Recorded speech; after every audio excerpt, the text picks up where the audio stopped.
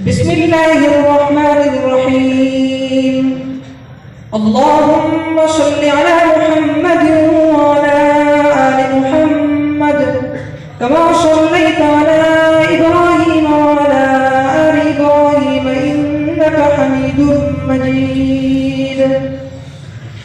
اللهم بارك على محمد وعلى آل محمد كما باركت على إبراهيم وعلى آل إبراهيم إنك حميد مجيد.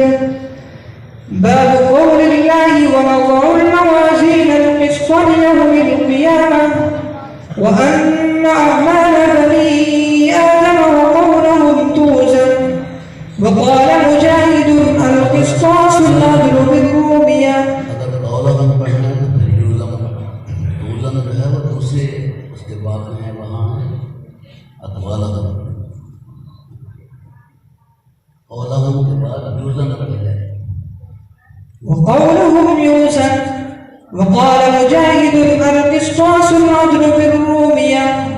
ويقال القسط مصدر المقسط وهو العادل، وأما القاسط فهو الجائر. وبالسند المتصل منا إلى الإمام الحافظ الحجة أمير المؤمنين في الحديث أبي عبد الله محمد بن إسماعيل البخاري رحمه الله رحمة واسعة ومتعنا الله بعلومه وفيوضه.